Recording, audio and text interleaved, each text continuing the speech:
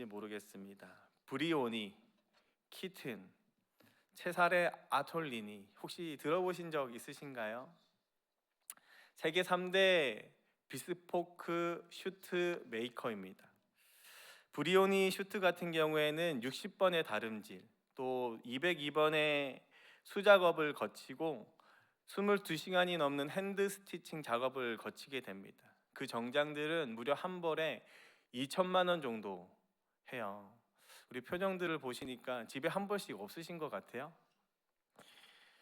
아직 안 입어보신 분들이 참 많겠지만요, 제가 지금 입고 있는 이 정장이 브리오니 정장이면 참 좋겠지만 이 정장 100벌을 모아야 한 벌 정도 살 수 있습니다. 말하고 나니까 참 비참해지는데요. 비스포크라는 단어를 혹시 들어보셨는지 모르겠어요. 사람의 수작업을 거쳐서 그 몸에 딱 알맞게 만드는 것들을 비스포크라고 합니다. 곧 주문하는 사람의 의견에 따라 알맞게 맞추는 것이 바로 비스포크라고 이야기하거든요.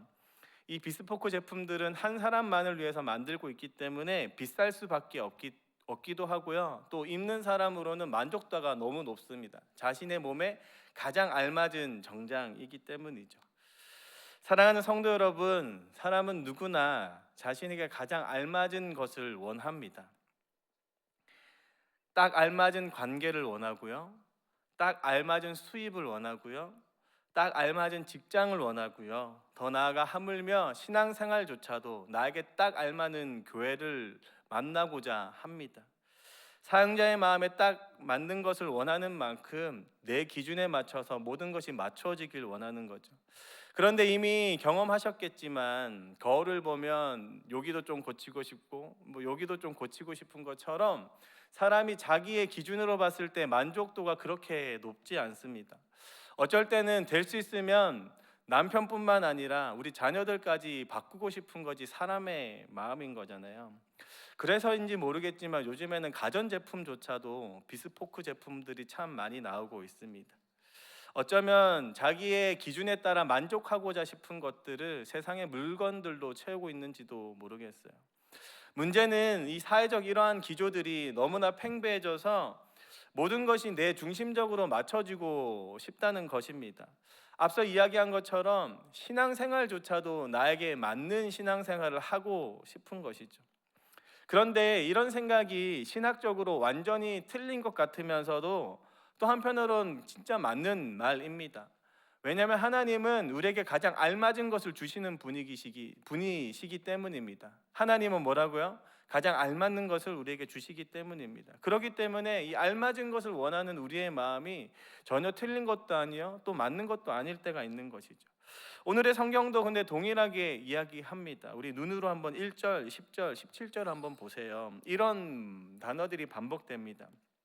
그들의 가족대로 제배를 뽑았으니 그들의 가족대로 받은 기업은, 이렇게 표현을 합니다. 시므온도 스불론 이사갈 지파뿐만 아니라 땅을 분배받는 모든 지파들의 동일한 문구들이 기록되어 있어요. 그 말이 뭐냐면 가장 알맞은 것을 그 지파에게 지금 주고 있다고 이야기하는 겁니다. 사랑하는 성도 여러분, 우리의 현재 모습에 가장 알맞은 것을 주시는 분이 우리가 믿는 하나님이실 줄 믿습니다.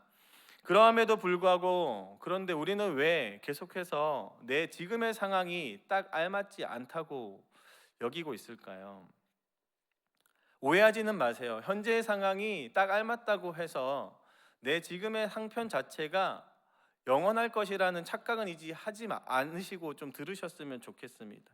우리의 모든 것은 과정 속에 있으니까요. 현재 고통도 나에게 딱 맞은 것이라고 해서 여기서 끝나는 것이라고 생각하시지 마시고 미래를 향해서 좀 같이 보시면 좋겠다는 뜻입니다.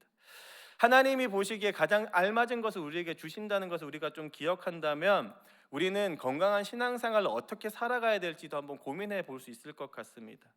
나에게 딱 알맞은 상황을 하나님이 주시고 계시기 때문에 우리는 이 딱 알맞은 신앙생활을 위해서 두 가지 정도의 행동 지침을 좀 보고자 해요.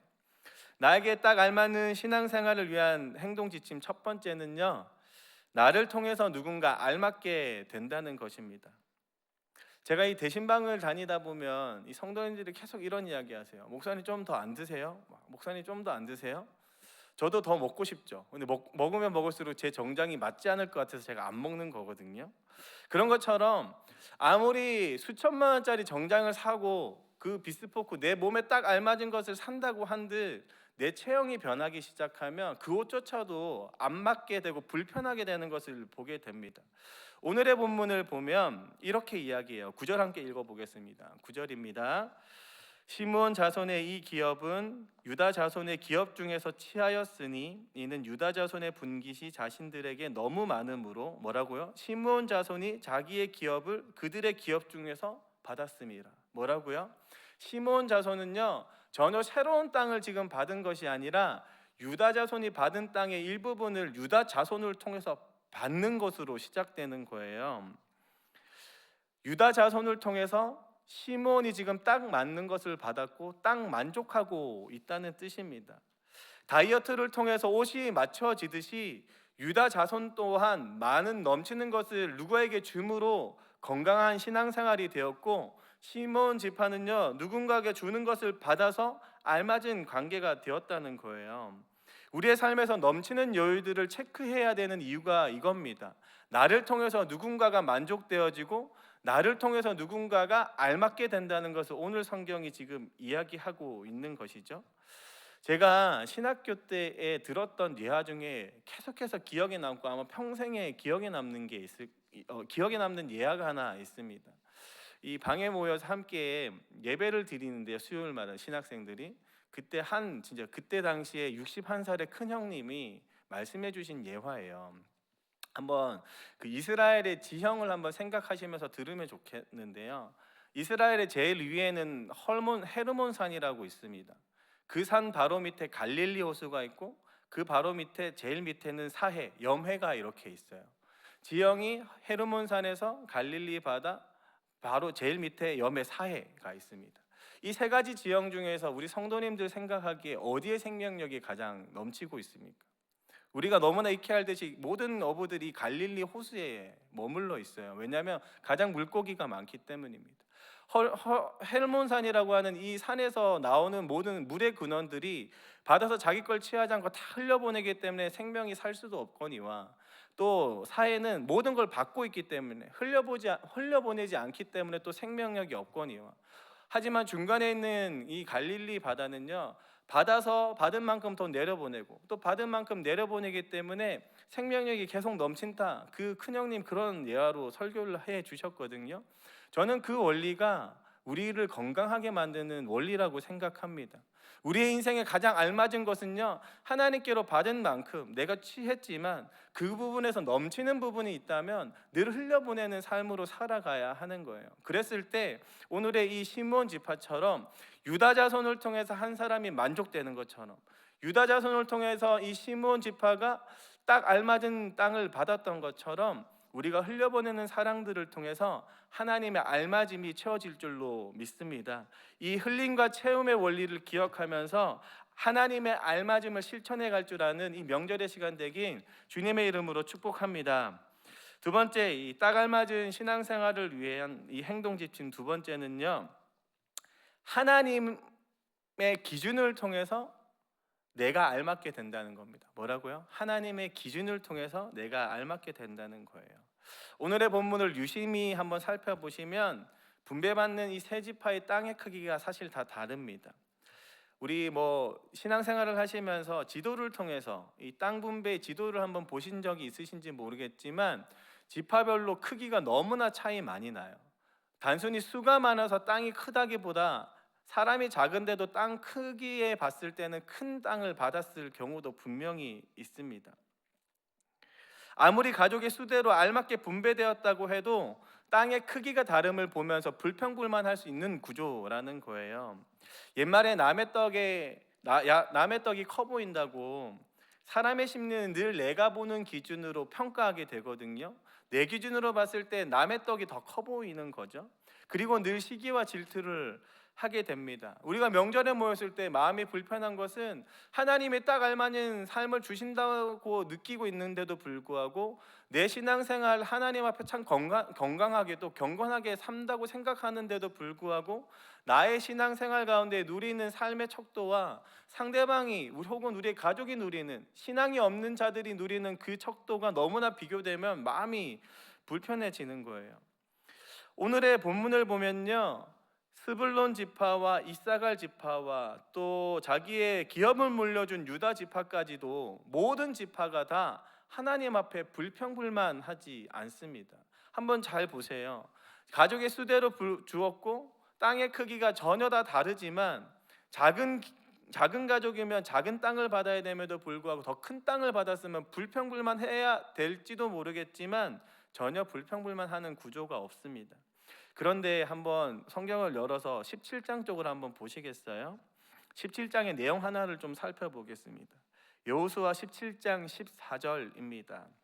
찾으셨으면 여호수아 17장 14절 다 함께 읽도록 하겠습니다. 14절입니다. 요셉 자손이 여호수아에게 말하여 이르되 여호와께서 지금까지 내게 복을 주심으로 내가 큰 민족이 되었거늘 당신이 나의 기업을 위하여 한 제비 한 분깃만 내게 주심은 어찌함이니까 하니. 이게 오늘의 본문과 비교되는 겁니다. 요셉 지파라고 하는 이 에브라임 지파와 므낫세 지파는 뭐요? 자기가 받은 땅을 부족하다고 여기는 거예요. 그래서 더 달라고 불평불만하는 지파였다는 뜻입니다. 에브라임과 므낫세 지파와 다르게 오늘의 세 지파 더하여 유다 지파까지는 하나님 안에 불만하지 않는다는 것을 보았을 때에 이 지파는 분명히 자기의 기준으로 하나님의 일을 보는 것이 아니라 하나님의 기준으로 자기의 일을 해석해 나가고 있다는 뜻입니다. 사랑하는 성도 여러분, 나의 기준으로 하나님의 일을 해석하지 않길 소망합니다. 우리가 이해하지 못하는 영역 넘어 일하시는 선하신 하나님, 하나님은 선하시다라는 것을 기억하고 내가 이해하지 못하지만 가장 알맞고 가장 좋은 곳으로 지금의 때를 맞이하게 하시는 하나님이라고 여기는 저와 여러분 되었으면 좋겠습니다.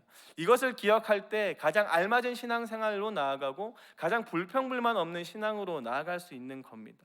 내 기준으로 해석되지 않는 일이 너무나 많습니다. 오늘의 고통조차도 왜 이런 일이 나에게 이루어졌을까? 우리의 마음이 어려워질 때가 너무나 많습니다.